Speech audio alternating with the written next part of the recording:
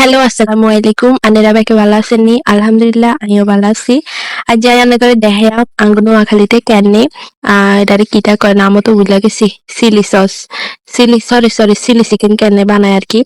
তো আজ জানে করে আমি চিলি চিকেন বানান দেখাইয়াম আঙ্গো নোয়াখালীতে যেনে বানায় বাই আই গ্রামের মানুষ আর পরিবেশ একটু এরম হেরম আনেরা কিছু মনে করি না, তবে রেসিপিটা পারফেক্ট আর খাইতে এত মজা হয়েছে আনে করে কিতা কইতাম।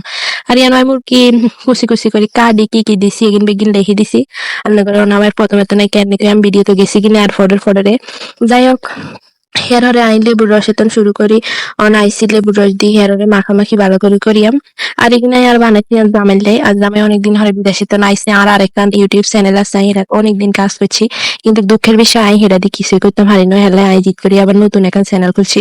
হেরার মধ্যে আরো সুন্দর সুন্দর করে রাইনতাম মানে যদি কেউ আর ভিডিও কান চাই ভালো লাগে তাহলে কমেন্ট করিয়ে নাই হেডার অনেক রেসিপি আছে হিয়ান আই হেডার নাম দিয়ে দিয়াম।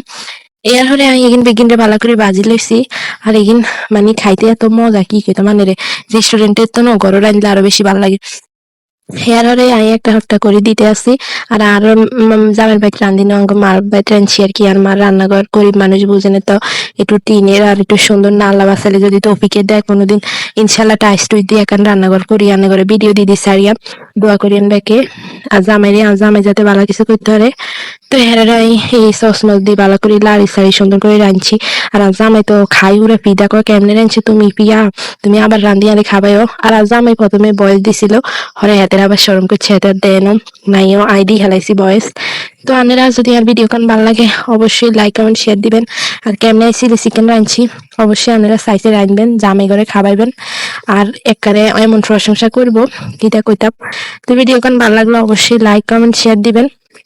কেউ কিছু না বুঝলে কমেন্ট করেন, আমি সুন্দর করে লিখে দিছি আয়ানো না বুঝনের কিছু নাই। আর পরিবেশ দেখে কিছু মনে করেন না, ভালো থাকেন, আল্লাহ হাফেজ।